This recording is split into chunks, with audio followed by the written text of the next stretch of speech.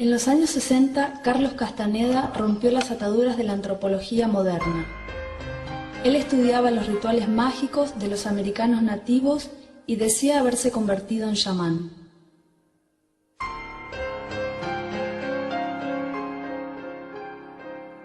Siendo adorado como el abuelo de una nueva era, Castaneda inspiró a una generación a salir en busca de iluminación espiritual, drogas y una realidad alternativa. Cambió su vida y cambió la vida de miles, sino millones de personas de este planeta. De hecho, algunas de las mejores mentes de hoy día me han venido y me han dicho que no serían nada sin mi padre. Pero mientras algunos pensaban que Castaneda era un pionero de la antropología, otros pensaban que abusaba de su poder. Este programa revela el misterio del personaje más controvertido de la historia de la antropología.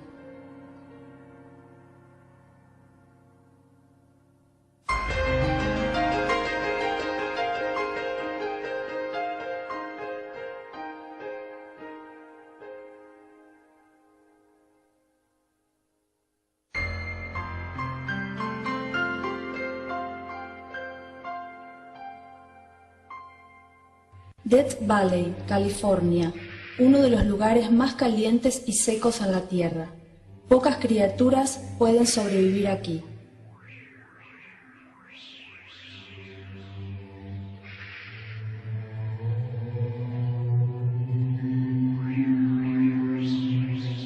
En 1960, Carlos Castaneda era un estudiante graduado estudiando para su doctorado en antropología en la Universidad de California, en Los Ángeles.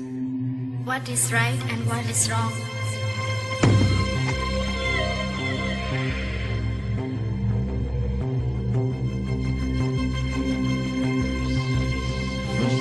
Me encontré con Carlos por primera vez en la Universidad de Los Ángeles. Y era sencillamente un tipo muy agradable con el que daba gusto estar. Era muy racional y lógico, pero como muchos de los que se habían graduado, no tuvo una idea clara de a dónde iba y simplemente disfrutaba del ambiente y de la gente de la universidad.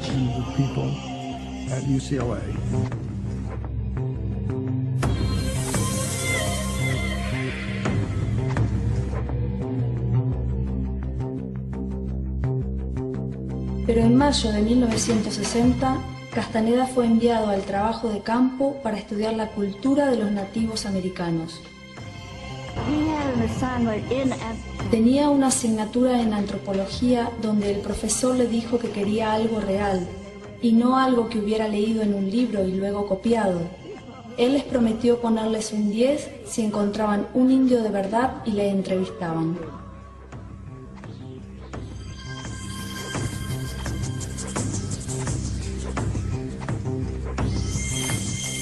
Fue en Nogales, una pequeña ciudad fronteriza mexicana, donde Carlos encontró al americano nativo que iba a cambiar su vida para siempre.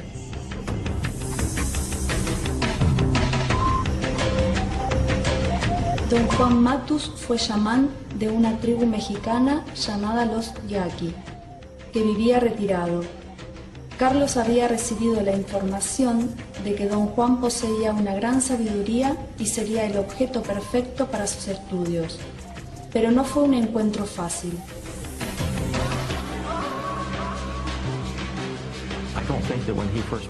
No creo que cuando lo encontró por primera vez entendiera la importancia del encuentro, y estoy seguro que tampoco don Juan lo sabía.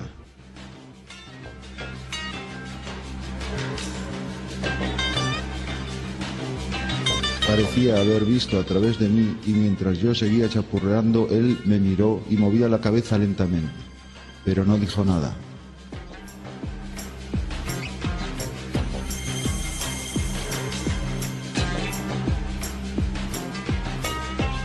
Por fin, después de un tiempo que parecía larguísimo, don Juan se levantó.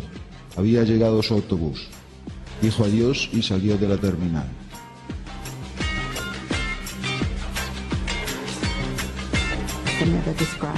Castaneda describe que se encontraba muy conmovido y se enfadó de alguna manera. Él sabía que tenía que volver a encontrar a esa persona. Fue un momento decisivo porque cambió su vida.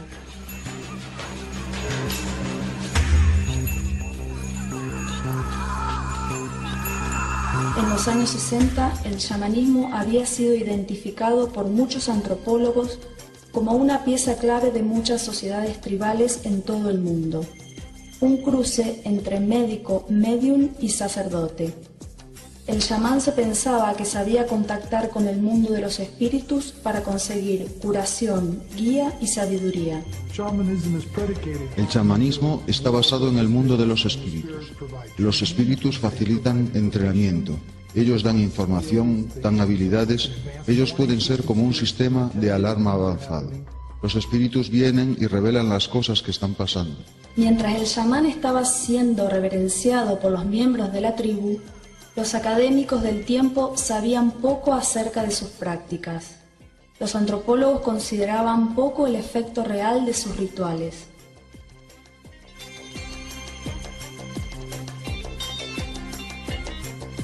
Castaneda, sin embargo, intentaba tomar el chamanismo en serio.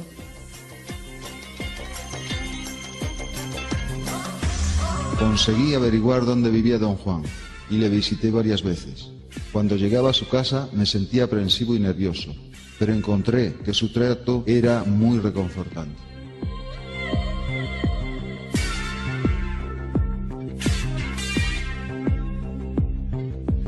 What is right and what is wrong?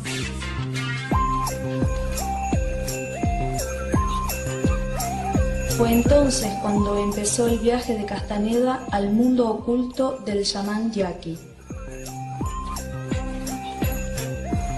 Punto central del chamanismo era el conocimiento de las diferentes plantas que utilizaba en sus rituales. Las plantas tienen un espíritu.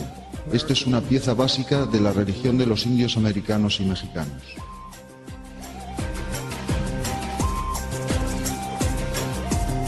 En el transcurso de muchos encuentros, Castaneda consiguió convencer a don Juan para que le enseñase acerca del peyote, un cactus alucinógeno usado por los chamanes en México. Venerado en el arte y la cultura, se suponía que la planta del peyote contenía un espíritu sagrado de un antepasado. Comer la planta haría aparecer al espíritu, pero era impredecible, a veces amable, a veces terrorífico.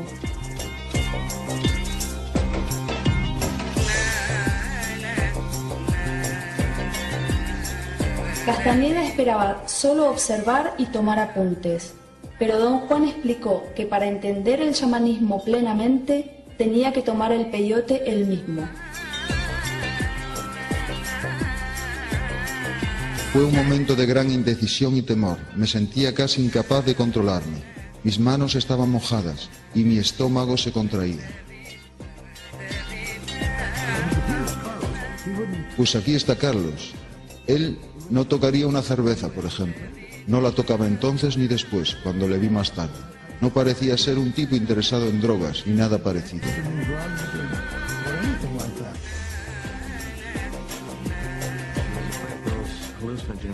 Él tenía miedo. Estos alucinógenos no eran algo que él hubiera hecho con anterioridad en su vida. Así que simplemente estaba muerto de miedo. Don Juan me apresuraba a masticarlo.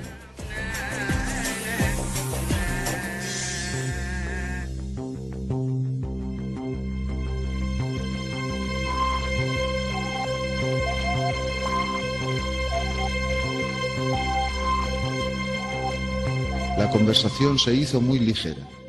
Los hombres hablaban en italiano y repetían una y otra vez una frase sobre la estupidez de los tiburones. Me parecía un asunto lógico y coherente.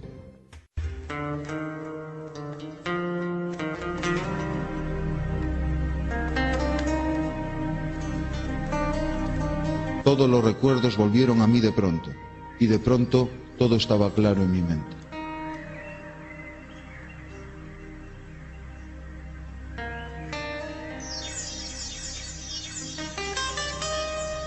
Levanté mi cabeza y vi acercarse un perro negro.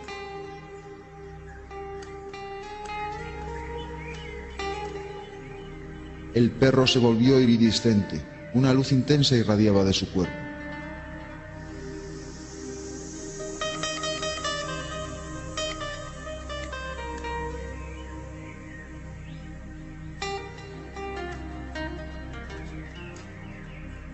Interpretando las visiones que había visto, al día siguiente don Juan explicó que el perro de hecho había sido el espíritu de la planta.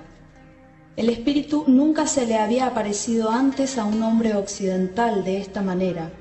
Don Juan lo vio como una señal de que Castaneda había sido elegido como aprendiz.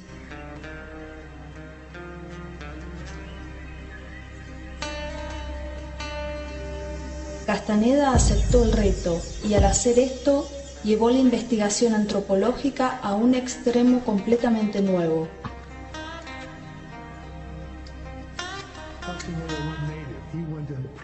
Castaneda se hizo nativo, cogió y se hizo aprendiz de una práctica religiosa y siguió exclusivamente el entrenamiento de ese individuo. La mayoría de los antropólogos no llegan a acercarse en profundidad a un aspecto reducido de la cultura.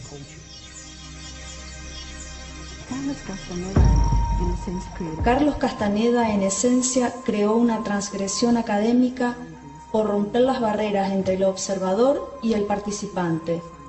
En las ciencias sociales se suponía que no debía hacer esto. Debía simplemente observar, ser testigo, escribir sobre algo y luego irse.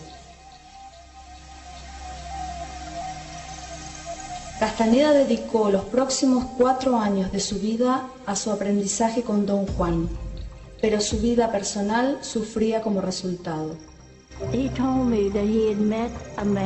Me dijo que había encontrado a un hombre que era un hechicero, don Juan, y me dijo que pasaría mucho tiempo con él y me dejó cuando volvió. Él sencillamente no era el mismo de antes.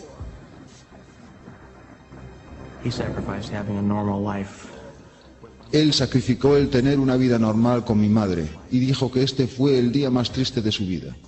Pero mi padre tenía una intención inquebrantable y en aquel tiempo lo que necesitaba era dar lo que hacía falta para su tesis. Y luego esto se volvió algo mucho más grande. Una de las habilidades más grandes del chamán era la adivinación, el poder de predecir el futuro y ver cosas escondidas del pasado. La planta que usaba era la datura. Sus semillas se molían y se convertían en una poción. Como el peyote, la datura se suponía que contenía un espíritu poderoso. La datura es una sustancia muy poderosa, muy peligrosa. Produce muertes cada año en los Estados Unidos.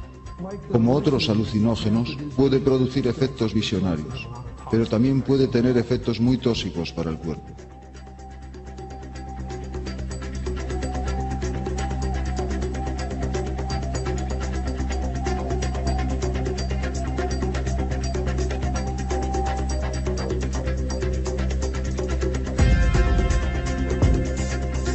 Castaneda declaró que en su trance vio que un amigo suyo estaba al borde de un colapso mental.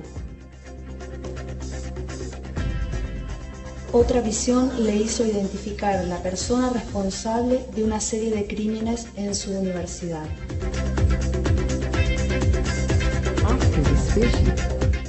Después de estas visiones, esta persona fue detenida en la biblioteca de la Universidad de Los Ángeles y mandada a la cárcel. Tuvo que pagar una enorme suma por haber hecho esto. Durante su aprendizaje, Castaneda se hizo cada vez más experto en el uso de plantas utilizadas en los ritos chamánicos.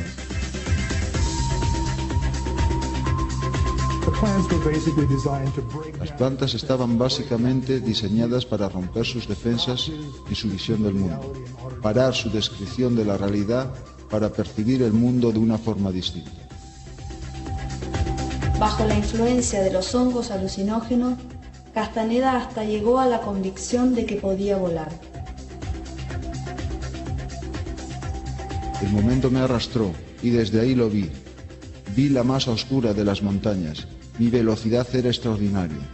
Disfruté de una libertad y ligereza que... Él dijo que una vez se había convertido en un cuervo. ¿Leyó usted eso?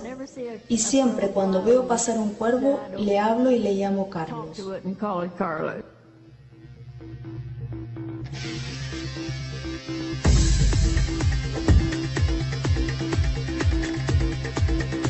1965 marca un punto crucial para Castaneda. Empezó a ver visiones y espíritus sin el uso de alucinógenos y aceptó las explicaciones de Don Juan, de que esto era vislumbrar otras realidades que existen paralelas a la nuestra. Por primera vez realmente vio el mundo a través de los ojos de los nativos americanos.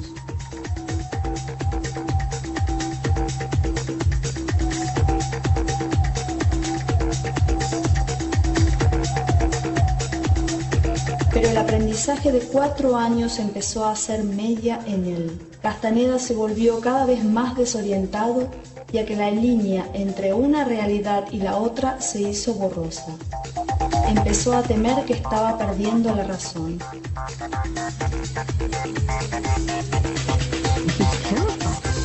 Está aterrorizado, totalmente aterrorizado. Está devastado y profundamente conmovido.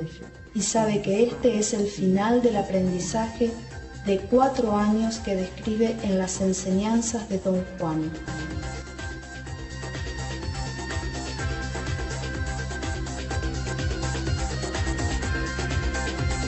Para salvar su cordura, Castaneda vuelve a California y pone manos a la obra para escribir su tesis. En este momento no tuvo ni idea de su potencial.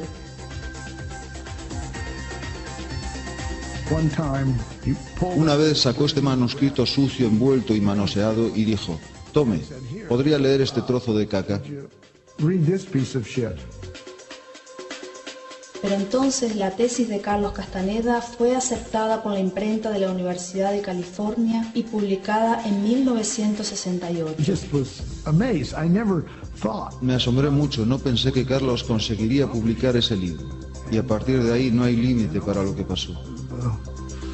There was no limit to what happened.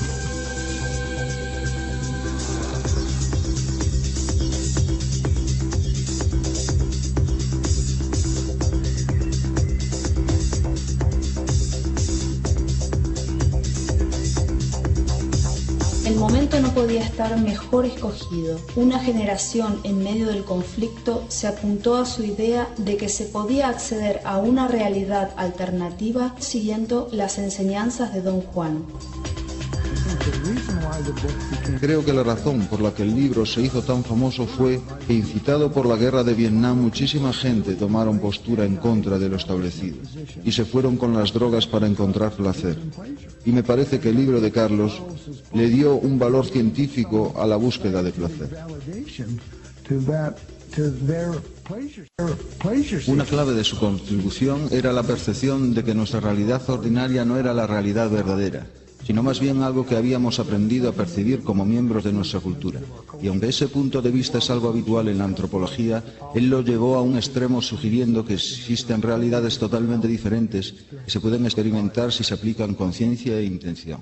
Las enseñanzas de Don Juan vendió 16.000 copias por semana y Castaneda alcanzó el peldaño más alto, un lugar en la portada de la revista Time. Carlos era tan popular. Una vez que salieron los libros, se hizo el gurú más popular del país. Todos querían sus escritos, se volvieron ricos y famosos, y se hizo millonario con el primer libro.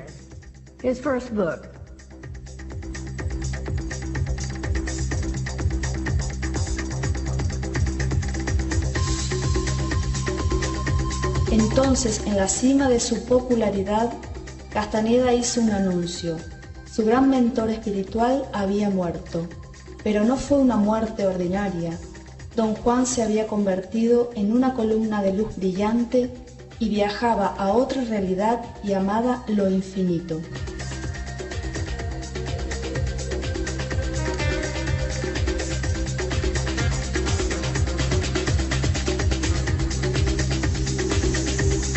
Castaneda ahora abandonó la antropología académica. Declaró que era el sucesor de Don Juan como chamán, cargado con la tarea de pasarle su conocimiento al mundo. Carlos Castaneda becomes Carlos Castaneda se convierte en un ser como Don Juan. Él es un chamán, y el término que es usado específicamente en los libros es nahual, lo que significa un ser con una energía enorme, un líder que es capaz de llevar a un grupo a la libertad.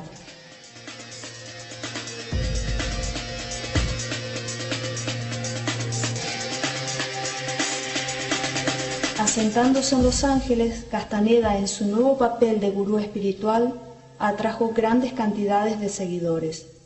Le ofreció a la audiencia americana un camino legal y libre de drogas hacia la iluminación que había aprendido de Don Juan. En el México antiguo, un linaje de hombres y mujeres videntes se embarcaron en un viaje épico con la intención de expandir las ataduras de la percepción humana. Estos movimientos soñados fueron enseñados a Carlos Castaneda por Don Juan, el indio yaqui de Sonora, México. Centro de sus enseñanzas era la tensegridad, en parte arte marcial, en otra clase de ejercicio, en otra práctica religiosa.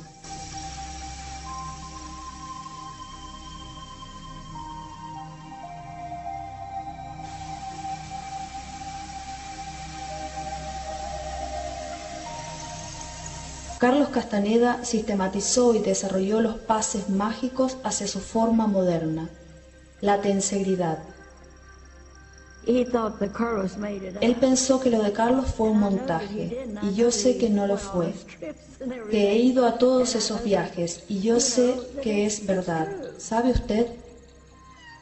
Para empezar, la familia de Castaneda tiene algunas evidencias de que él hiciera trabajo de campo en México. Esa es una postal desde Sonora, México, y dice: he estado aquí en México una temporada, cuidaos, chao, C. Queridísima Margarita, no he podido escribir antes porque acabo de llegar de 3 semanas de trabajo de campo en el sur de México. El hijo de Castaneda incluso tuvo experiencias de primera mano con el trabajo de su padre. Fui con él a varios viajes de campo y estuve mucho tiempo con él. Hicimos viajes a Bangor Cañón y a México. Y de hecho estuve como su pequeño aprendiz. Recuerdo encontrar un indio nativo americano en el desierto. Yo era realmente chico. No sabía que su nombre era Don Juan. Don Juan había estado expuesto a muchas costumbres y tradiciones por todo México, porque había estado viajando mucho. No era el yaqui que nunca había salido de su territorio ni estado lejos de su grupo. De hecho, miles de yaquis habían sido mandados al exilio al principio del siglo y fueron obligados a vivir en diferentes partes de México y Arizona. Carlos Castaneda siempre mantenía que Don Juan había sido de esa comunidad. Yo creo que Don Juan Matus existió. Ni creo que el personaje sea ficticio, ni creo que sea una invención. Algunos argumentaban que su investigación incluso era válida, aunque los detalles no fueran exactos. Para mí hay demasiadas verdades universales incluidas en lo que Castaneda revela. Así que no creo que tenga importancia el hecho de si cada conversación haya sido apuntada fielmente, sino de lo que nos tenemos que dar cuenta es de cómo Castaneda expande la comprensión de la naturaleza humana, de la realidad. Ahora, con 70 años, Castaneda dice vivir una vida solitaria y célibe, pero pronto se aclaró que esto estaba lejos de la verdad. 2 de sus discípulos más cercanos, Florinda Donner y Taisha Velar, compartían su casa y una tercera lo visitaba regularmente. Esas mujeres siempre estaban al lado de Castaneda y sus seguidores las conocían como las brujas.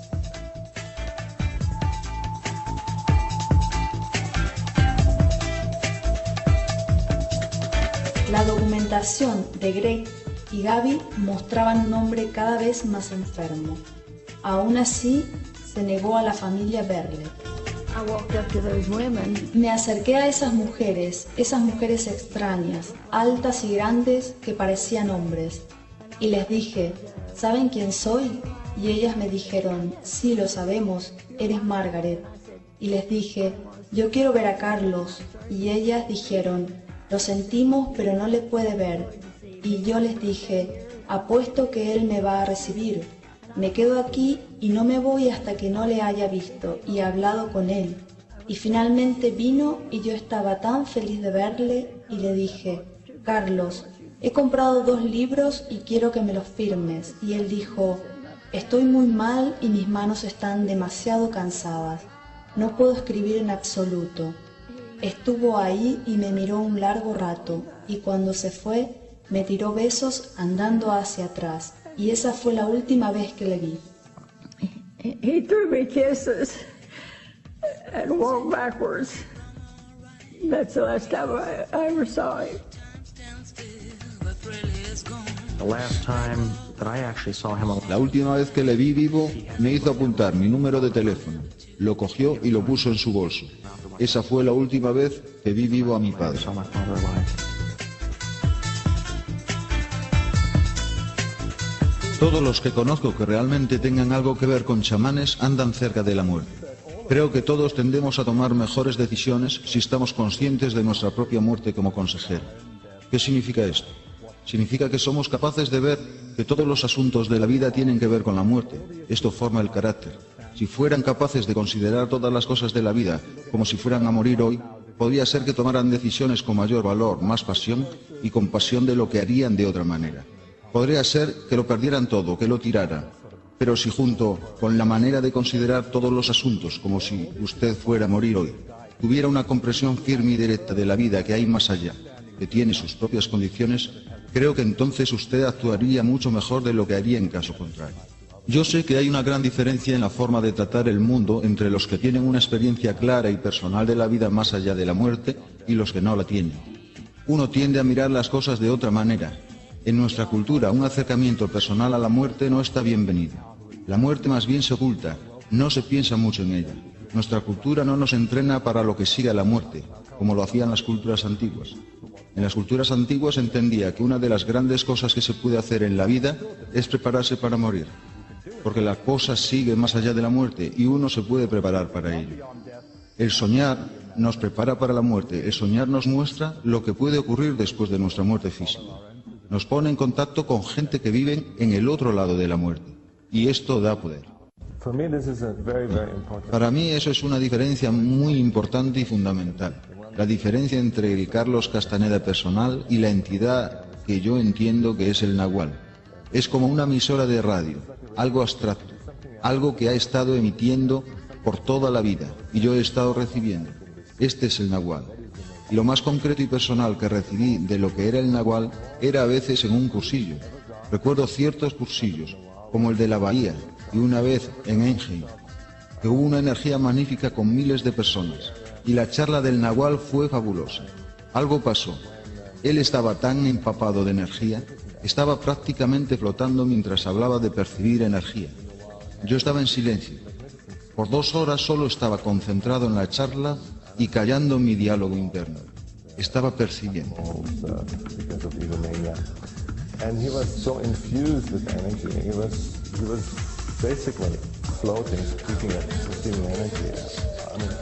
Y entonces se bajó esa persona del escenario, radiante, como no sé qué, nunca vi nada parecido. Radiante de verdad y de alguna manera flotando por encima del suelo.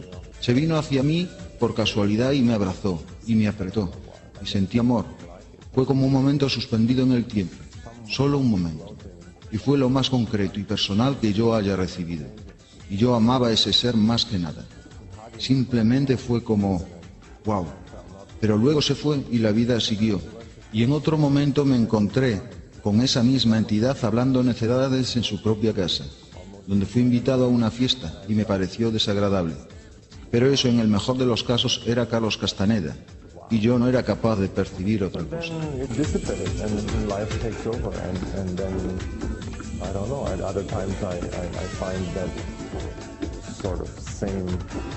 attitudes in his own house where I was invited to a party and I found him disgusting. That at best was Carlos Castaneda. I wasn't able to pursue it.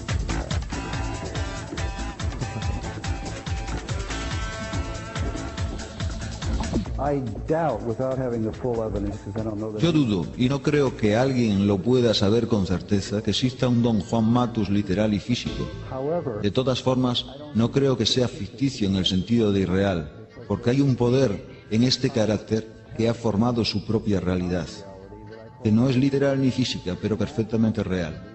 Tiene efectos en el mundo, la gente vive por esa realidad, guían su comportamiento por el encuentro con ese ser ficticio, Don Juan. Si esto es ficción y no un hecho, él creó una realidad y puede ser un camino espiritual. Esto sugiere una enseñanza resultante que para mí es muy importante, que es el poder y la realidad de la imaginación. Quiero decir, ¿qué es lo que creó estos escritos si no son hechos? ¿Y qué es lo que creó las realidades en las mentes de todos esos lectores, si no el poder de la imaginación? Esto para mí se vuelve una fuente occidental chamánica, a la que cualquiera de nosotros que no sea de Sonora o de Cajamarca, Perú, puede acceder.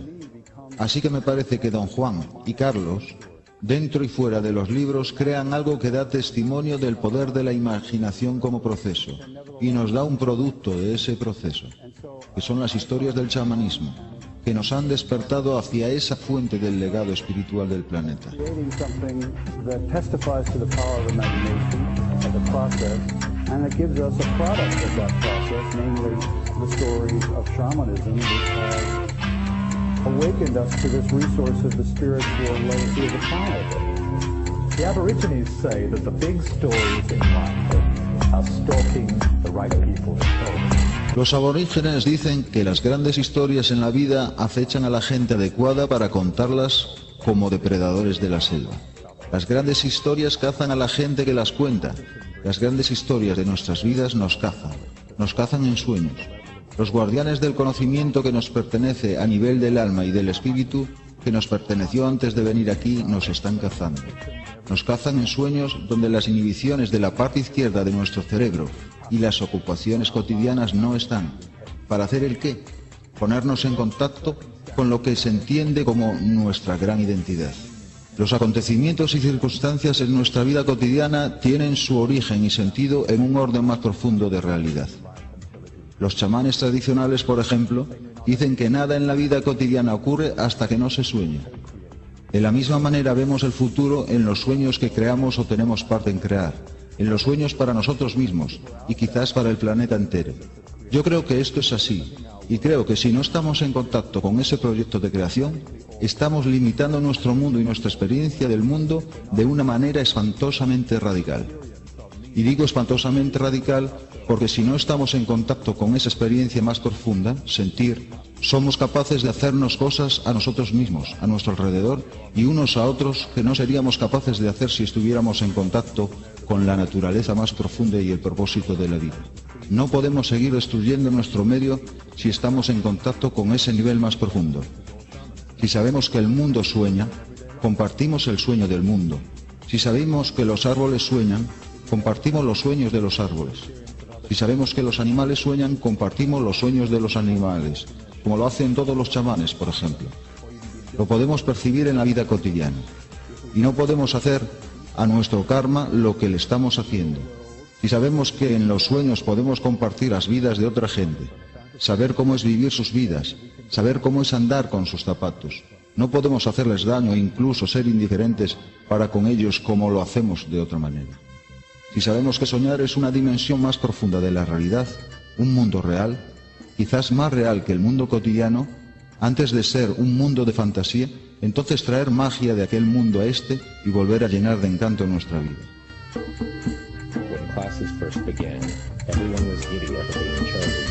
Cuando empezaron las clases todos estaban ansiosos de ser elegidos para formar parte del grupo secreto de Castaneda para luchar por conseguir la percepción abstracta. Pero el círculo interior de Castaneda era como una cebolla. Había muchos niveles que traspasar antes de llegar a su centro, y como todos yo estaba deseando ser llevado más adentro. Así que me esforcé para llegar hacia adelante en la sala, para que él pudiera darse cuenta de mí. Funcionó. y parecía tenerme simpatía, pero mientras pasaba el tiempo aumentó la diferencia entre vivir el camino solo o bajo el mandato de su líder. Un día, en un evento en el que Castaneda leía en público, yo no quería que sintiera mi duda, así que me quedé atrás en la sala para esquivar la fuerza de percepción de Castaneda. Al día siguiente, recibí una llamada de uno de sus protegidos preguntando por qué no había acudido a clase. Le dije que quería poner a prueba mi ego y darle a otro la oportunidad en la primera fila, y conté lo acontecido para demostrar que había estado presente. Satisfecho, el protegido colgó, y yo suspiré aliviado. Me había salvado. Minutos más tarde llamó de nuevo, con instrucciones explícitas de que Castaneda preferiría que yo estuviera delante en la sala. De nuevo estaba en el lío, y a solas conmigo, con el desapego del guerrero. Castaneda me había enseñado bien. Una ola de energía que él llamaba el hábito de la confianza me sobrevino. Sabía lo que había que hacer. Me había situado a la vista suya, y tenía que aplicar sus propias enseñanzas en contra de él para seguir recibiendo el valor de su conocimiento. Debe de haber habido otros como yo, pero no me atrevo a dar la cara como para encontrarles. Meses más tarde mis dudas disminuyeron cuando Castaneda me cogió de lado y me dijo cuán impresionado estaba por mi progreso. Mi ego celebraba el cumplido, pero ¿era de verdad o mera manipulación para echarme? Juzgué la situación usando las directrices del propio Castaneda y concluí que aunque él luchaba por desempeñar sus métodos, el mito tuvo poder propio. Así que consideré quién se había equivocado. Yo por abrazar el camino y secretamente rechazar su líder, o aquellos compañeros que se entregaban con cuerpo y alma. I never heard him promise me anything. Not one thing. No le escuché prometer nunca nada y nos dijo una y otra vez que no había nada que él nos daría que nosotros pudiéramos esperar. Llegamos ahí por nuestra propia voluntad. Y si hay alguien que hubiera escuchado otra cosa, ha escuchado algo totalmente diferente de lo que yo escuché. Él nos dijo incesantemente que era un hijo de puta, que era la mierda más grande. Él continuamente nos lo dijo. Nosotros no lo queríamos creer, porque queríamos un gurú, un santo. Como tal tenía que tener ciertas características, pero creo que él no tenía ninguna de ellas. Comparado con la media, era más bien una persona... no sé cómo decirlo, una persona menos agradable de lo normal, pero tenía un intento impecable, y luego era lo que fuera. Pero ese intento impecable, este espíritu luchador incesante, junto con su travesura y desenraizamiento suramericano, hizo que cada aportación de este intento impecable nos permitiera cogerlo y hacer algo útil para nosotros de ello. Y este es el Nahual, esta apertura que creaba con el intento impecable. Ni más ni menos, y por ello es controvertido porque en gran medida está en nuestras manos lo que hacemos con nuestra apertura, y también es controvertido porque siempre nos fijamos en lo que hacía la persona. Pero hay otro problema con esto, porque cualquier gurú que sale glorioso no es un buen gurú, porque solo deja adeptos, y los adeptos no son personas que actúan, no requieren el conocimiento. Así que un gurú tiene que salir de alguna manera en desgracia, si lo quieren llamar así. Esto no es nuevo. Es una práctica conocida que un buen maestro zen alguna vez tiene que echar a su estudiante. Pero no se puede echar a alguien por decir, vale, ya aprendiste bastante. No te fijes en mí, aprende por tu cuenta. No funciona así. El estudiante estará eternamente de rodillas dando gracias a su gurú, a no ser que averigüe que su gurú es un trozo de mierda. Pero si no es muy convincente, jamás se lo creerá. Así que tiene que haber pruebas. Esto es peliagudo. Y no quiero decir de ninguna manera que el Nahual o Carlos Castaneda hicieran esto a propósito. No creo que hicieran nada a propósito. Solo tenía un intento impecable. Y el intento a la larga lo organizó de la manera que causa este efecto liberador. So there has to be facts and data. This is tricky, and I'm not saying by any way that the Nahual or Carlos Castaneda did this all on purpose. I don't think he did anything on purpose. He just had an impeccable intent. And the intent at large, whatever this may be, it organized it in a way which in the end it has this liberating effect. Yo no sé, es el espíritu. Olvídese de la persona. Si no cree que el espíritu está ahí, no podría estar ahí de ninguna manera para usted.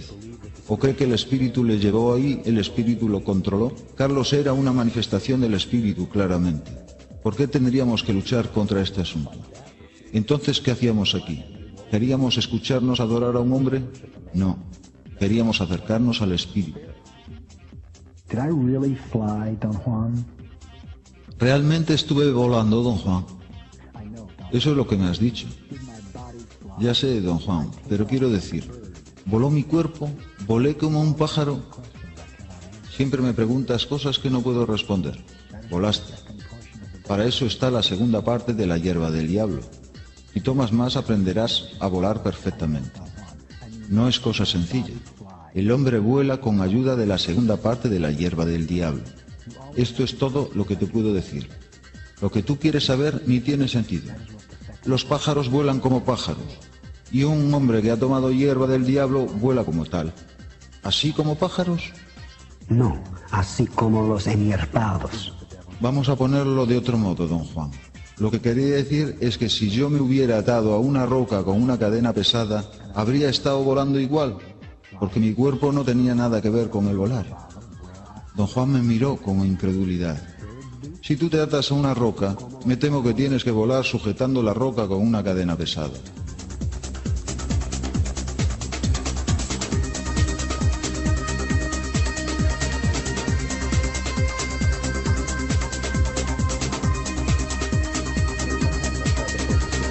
Algunas veces me encontré intentando escuchar todo lo nuevo que él estaba diciendo, y entonces me daba cuenta que sus labios se estaban moviendo. Pero era irrelevante lo que él estaba diciendo, porque lo que pasaba era otra cosa, pero nunca pude detectar con claridad lo que era. Esta especie de facultades y posibilidades paranormales son parte del atractivo de Castaneda. No sé si son posibles, soy agnóstico en este sentido, no lo he averiguado. Cada manta de los navajos tiene una perla que está sin atar. Deje un poco de espacio para la sorpresa. Una forma limitada y estúpida de la ciencia, no la ciencia de verdad, de vanguardia, que es territorio de los visionarios, una forma limitada de la ciencia y de ideología de la ciencia, dijo que la realidad solo es esto o lo otro. Cosas que se podían medir o comprobar. Una forma limitada de la ciencia nos enseñó a desconfiar de la experiencia interior, desconfiar de la experiencia visionaria, porque no se deja medir y demostrar en el laboratorio. Pero eso no es la ciencia de verdad. La ciencia de verdad del siglo XXI y más allá será una ciencia que en su corazón tendrá los sueños, porque los exploradores de sueños están entre los grandes científicos de nuestro tiempo. Nosotros podemos acceder directamente a la realidad no ordinaria y podemos probar aquello acerca de lo que los especuladores de la física cuántica y de universos paralelos solo hablan. Nosotros podemos ir ahí, podemos conocer de primera mano cosas sobre universos paralelos o de cómo los vapores de la conciencia en el corazón de los átomos producen nuestro mundo material. Así que la nueva ciencia será una ciencia que tiene el soñar en su centro. Como todos los grandes científicos tenían visiones y sueños. Las teorías de Einstein venían directamente de los sueños. Los científicos de la nueva era serán soñadores. El debate sobre la autenticidad de las enseñanzas de Castaneda es más intenso hoy día que cuando el movimiento estaba en su cima. Para alguien de fuera la polémica puede ser reducida a una simple pregunta: ¿por qué? Para Carlos esta era una revolución de la conciencia y la meta era la liberación final de la ideología dogmática que nos encarcela en la vida y en la muerte. El campo de entrenamiento de esta libertad última empezaba con la ejecución militante de las prácticas de las cuales Carlos alegaba que redirigirían la energía personal y harían posible la mortalidad consciente. La recapitulación era una técnica que servía para revivir y liberar todas las interacciones personales desde el nacimiento. El silencio interior era la quietud de la mente que haría posible la percepción abstracta. El camino del guerrero era nuestro propio código ético, fuera de las normas aceptadas socialmente. Y el movimiento físico conocido por tensegridad redistribuía la energía personal, preparaba para el último paso de la muerte llamado quemarse en el fuego interior. La combinación de esas técnicas se suponía que canalizaba energías vitales para la supervivencia de la humanidad en un mundo rebajado por la domesticación. La combinación de esas técnicas se suponía que canalizaba energías vitales para la supervivencia de la humanidad en un mundo rebajado por la domesticación. Sea esto verdad o no, la fe intensa de Castaneda en estos conceptos hacía la vida en su mundo muy atractivo, pero él advertía que era un mundo que nuestro ego combatiría a muerte. Castaneda comparó el ego con un mono cazado. En la jungla los cazadores cazan a los monos con una trampa sencilla, un tarro lleno de nueces. La apertura del tarro es del ancho justo para que el mono pueda introducir la mano y coger las nueces, pero cuando intenta sacar el puño lleno de nueces se queda atrapado en la boca estrecha del tarro. Si soltara las nueces podría escaparse, pero no lo hace. Agarra las nueces fuertemente, incluso cuando llegan los cazadores y lo cogen con facilidad. Este es nuestro ego. Preferiría agarrarse a lo que conoce antes de soltar y liberarse. ¿Por qué seguir a Carlos?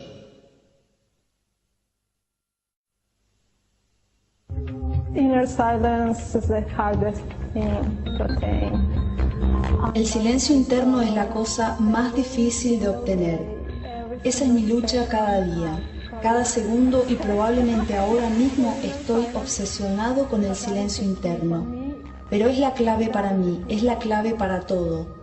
Cuando se controla lo que hay en la cabeza, se puede decir cállate. Y cuando esa cosa se calla, entonces se puede hablar de negocio. Then you can talk about business, you know. Durante años intenté vivir según sus enseñanzas. Dije, obviamente no lo he hecho bien. ¿Cómo lo puedo hacer mejor? Piensas y hablas demasiado. Tienes que dejar de hablar contigo mismo. ¿Qué quiere decir? Hablas demasiado contigo mismo. No eres único en esto, todos nosotros lo hacemos. Seguimos nuestra charla interna. De hecho, mantenemos nuestro mundo con la charla interna. Y cuando hacemos esto, lo renovamos, le insuflamos vida, lo mantenemos con nuestra charla interna. Y no solo es esto, también elegimos nuestros caminos mientras hablamos con nosotros mismos. Así repetimos las mismas elecciones una y otra vez hasta el día de nuestra muerte. Porque mantenemos la misma charla interna una y otra vez hasta el día de nuestra muerte. El guerrero es consciente de esto y se esfuerza por parar esa charla. It's just like life, and what is my position in front of life? Es como la vida. ¿Y cuál es mi posición frente a la vida? ¿Qué me está diciendo mi pequeña vocecita?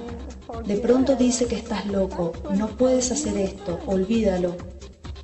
Eso es lo que me está diciendo todo el rato y no soy capaz de decir, ¿qué estás diciendo?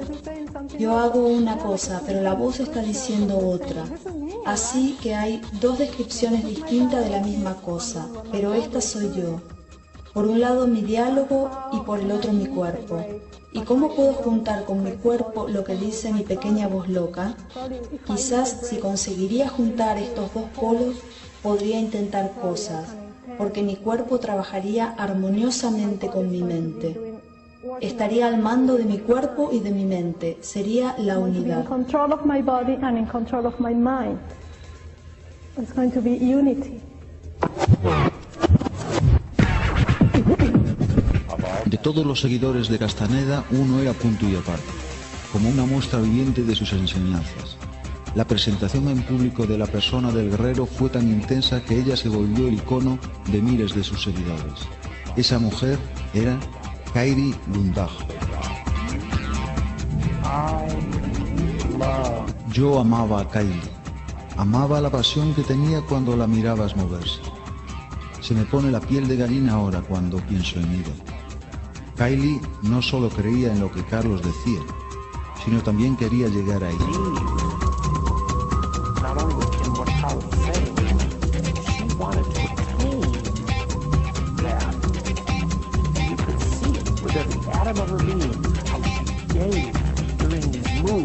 Y uno podía ver cómo con cada átomo de su ser ella daba todo, cuando se movía y cómo enfocaba su atención. Yo creo que ella realmente le amaba. Uno lo podía ver. Algunas veces, cuando se le veía cómo iba por el coche, cómo iba a recogerle, uno lo podía ver. Creo que eran como dos cosas, que ella sentía amor en un nivel personal por ese hombre. Pero al mismo tiempo había respeto, porque ese era el hombre que la salvaba a ella, que daba la vuelta a su vida, al que ella seguía. Ella se estaba haciendo luz, Había como dos partes en ella.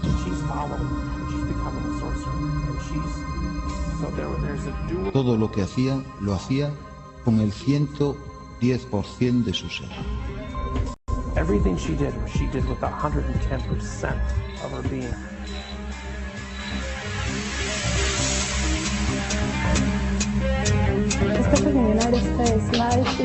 Especialmente en los Estados Unidos la vida es muy fácil. Yo soy sudamericana. Ahí la supervivencia es difícil. Realmente uno tiene que luchar para ganarse la vida y llevar una vida decente. Yo creo que por esta razón la gente de ahí está más cerca del ser que va a morir. Veo aquí los perros y esto es algo fascinante para mí, porque en mi país los perros son muy salvajes, te muerden y te matan en la calle y andan por todos lados. Y me encantan esos perros, estoy muerta de miedo, pero sabe, son perros.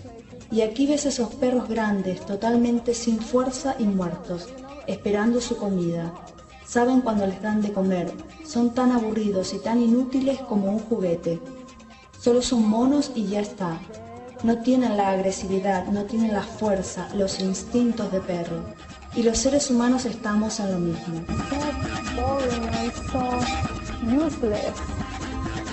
Like a toy. They just look cute and that's it. But they don't have the aggressiveness, they don't have the power, they don't have the dog instinct. And human beings, we are in the same boat. If I listen to people, I don't need too many. Yo algunas veces hablo con gente, tampoco encuentro mucha, pero algunas veces encuentra uno con alguien que con ojos brillantes habla de todo el amor que está en el universo. Solo hay amor y amor, y ellos conectan. Lo veo algo dudoso, parecen increíblemente mal guiados. Qué aburrido es esto. Carlos de verdad me encantó con su imitación del cielo. Solía hacer un gran chiste sobre el paso del cielo, de lo lento que era, me encantó.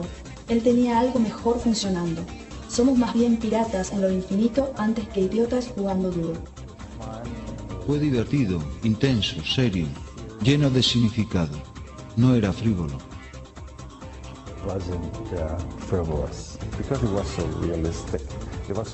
Fue tan realista, tan pragmático, no era algo lejano, no era una religión que olía a paraíso y santidad. Era tan con los pies en la tierra, era como esas 4 cualidades que necesita el acechador. Si lo recuerda, necesita cortar de raíz, tener astucia, tener paciencia y dulzura. No simplemente dulzura. Y recuerdo con gusto la imitación del nahual de los ángeles que andan por el cielo muy lento con dulzura infinita. Pero con lo inspirador que puede aparentar esto durante un segundo en nuestro mundo ajetreado, pasar toda la eternidad como lo enseñó el nahual, andando lento y con dulzura, me parece que no resulta demasiado atractivo. Vivimos en un universo depredador. Muchos sanadores del mundo bien intencionados olvidan esto, buscando el amor último detrás de todo. Vivimos en un universo depredador. Creo que es muy importante y penoso a la vez resaltar este punto una y otra vez. Y no hay absolutamente nada fuera de ese ser depredador.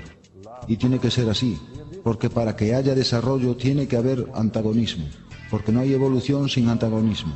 Quiere decir, sin que siempre haya algo que nos intenta eliminar o combatir o parar, que nos fuerza a hacernos mejor y más listos y desarrollarnos.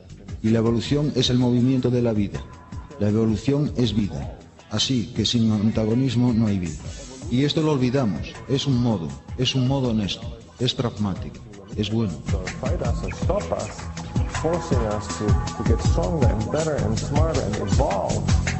There is no evolution. Evolution is the very movement of life. Evolution is life. So without antagonism, there is no life.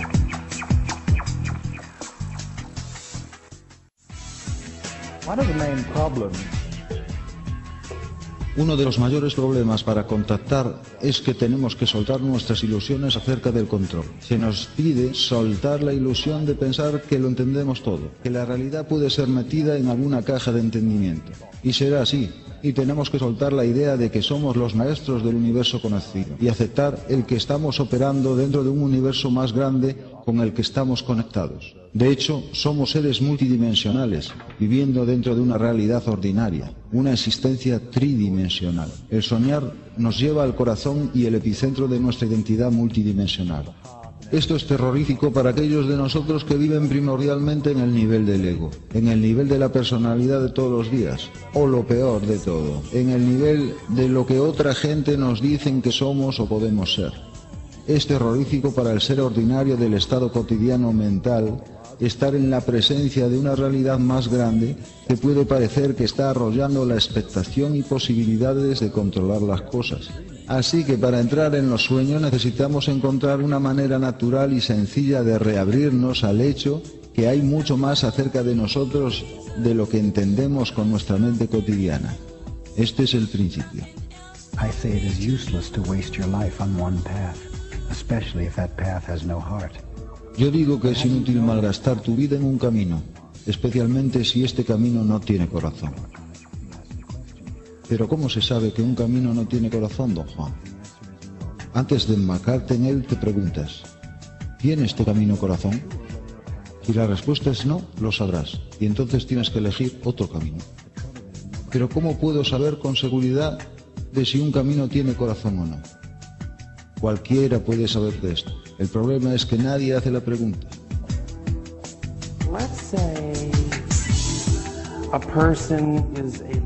Y creo que la única pregunta que tengo en mente que le haría a Carlos Castaneda sería, digamos, una persona que es un estropicio y nunca ha estado en un cursillo, nunca ha leído un libro, ni siquiera está seguro de si el camino del guerrero es para él, aunque esta persona está interesada y cree en las enseñanzas y puede que sea impecable en su intento y pensamiento y concentrado en esto. ¿Puede una persona así quizás engancharse y hacer el viaje cuando llega el momento? And focus that he can maybe hook and latch a ride when it's time.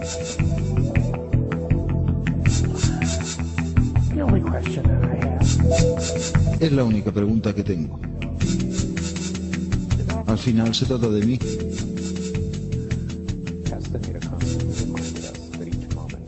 Castaneda continuamente nos repetía que cualquier momento podía ser el último, y las promesas de dejar este mundo con él continuamente se contradecían con afirmaciones de que este era un camino que cada uno andaba solo.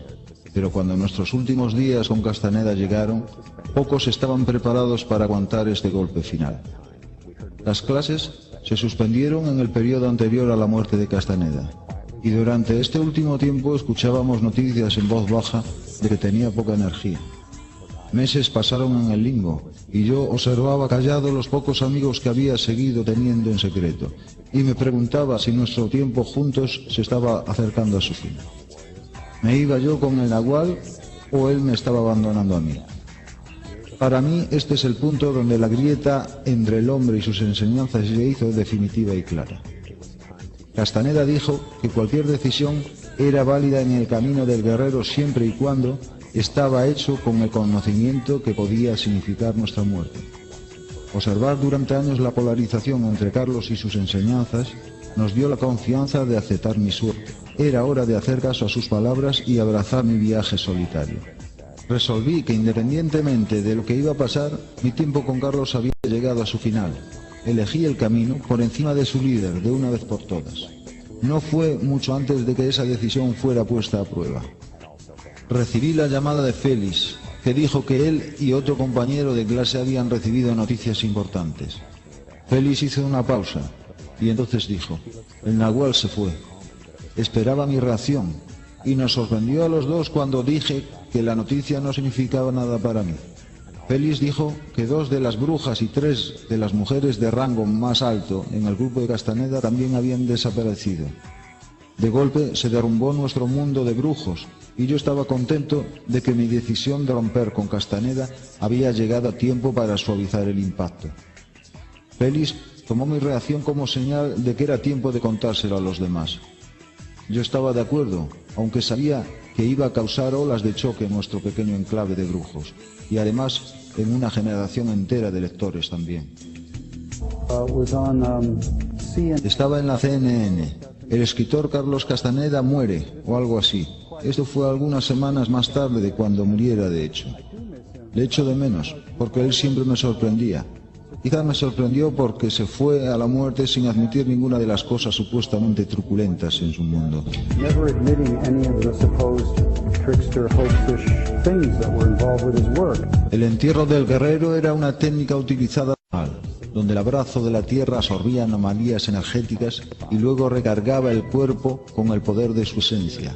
La experiencia devolvía la energía dispersada en la vida cotidiana y llenaba de la sobriedad que se requería en el camino solitario del conocimiento.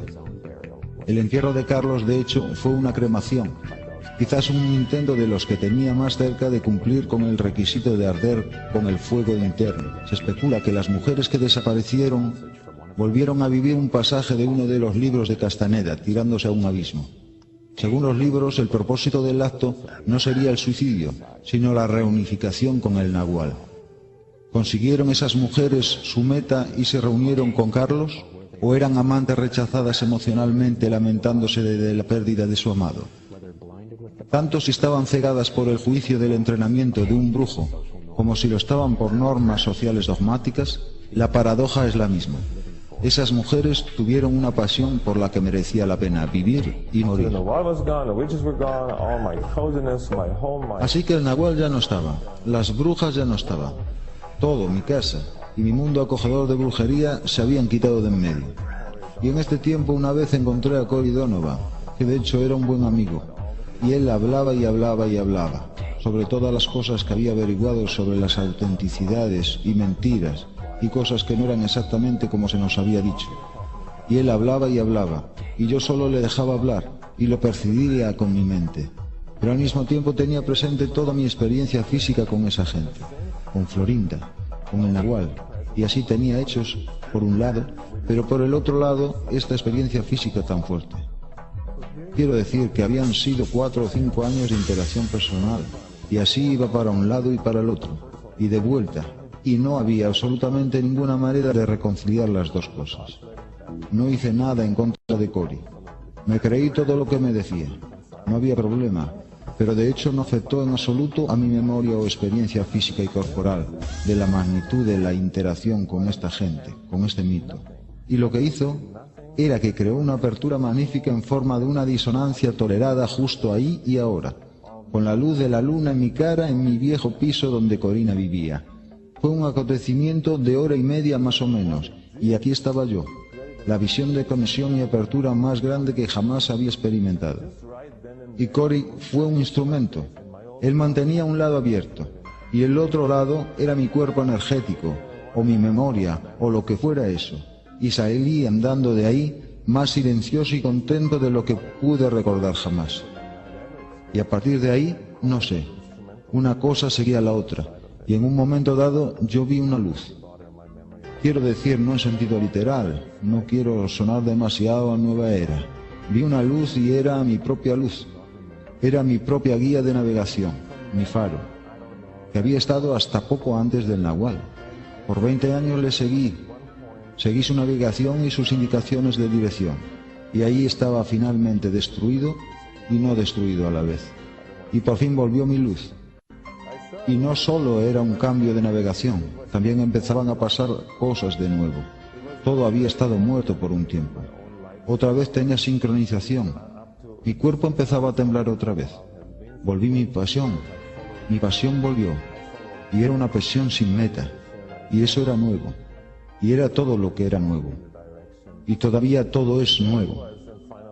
Tengo una pasión ahora, que no está para nada en particular. Antes también tenía una pasión fuerte, pero tenía unas metas muy concretas, y pensaba que quería ser poderoso, quería ser un hechicero, quería tener muchas mujeres alrededor, quería tener el fuego interior.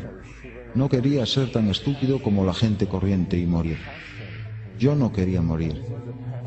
Y era el egocentrismo al máximo, y es lo que alguna gente argumenta en contra del Nahual. Pero bueno, ¿cómo puedes motivar a nadie si no apelas a su egocentrismo? Y después quitan el suelo, como pasó, y entonces uno está flotando intentando cogerse de nuevo a su egocentrismo.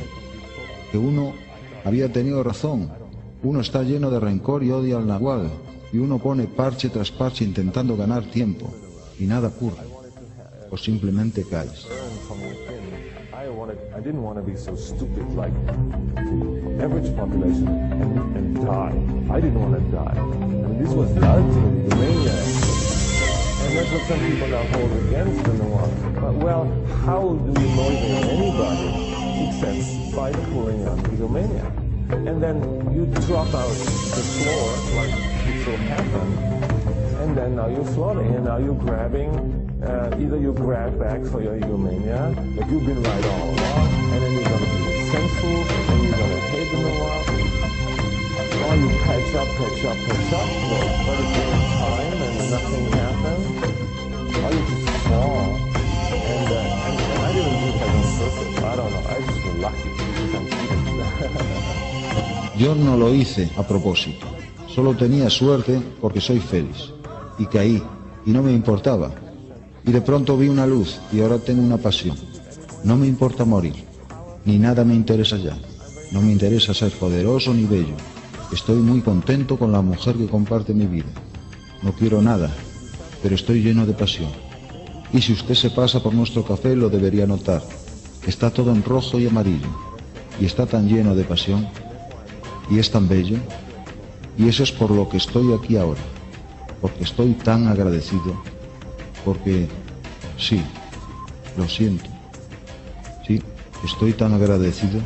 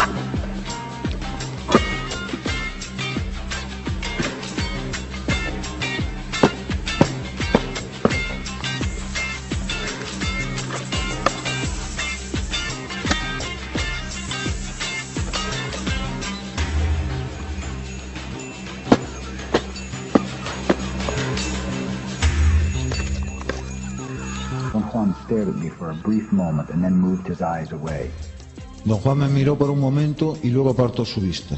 Cuando un hombre se pone en el camino de la brujería se da cuenta poco a poco que la vida ordinaria se ha quedado atrás para siempre, que las razones del mundo ordinario ya no son importantes para él y que tiene que iniciar una nueva manera de vivir si sobrevive. Cada pequeño trozo de conocimiento que se vuelve poder tiene la muerte como su fuerza central. La muerte da el toque final y lo que es tocado por la muerte, de hecho, recibe poder. Sin la conciencia de la muerte, solo sería un hombre ordinario involucrado en actos ordinarios. Necesitaría la potencia y concentración necesarias para transformar el tiempo ordinario propio en poder mágico. Para ser un guerrero, un hombre tiene que estar muy consciente de la muerte, pero el estar ocupado con la muerte significaría estar ocupado con uno mismo, y esto sería debilitante. Así que lo siguiente que se necesita para ser un guerrero es el desapego.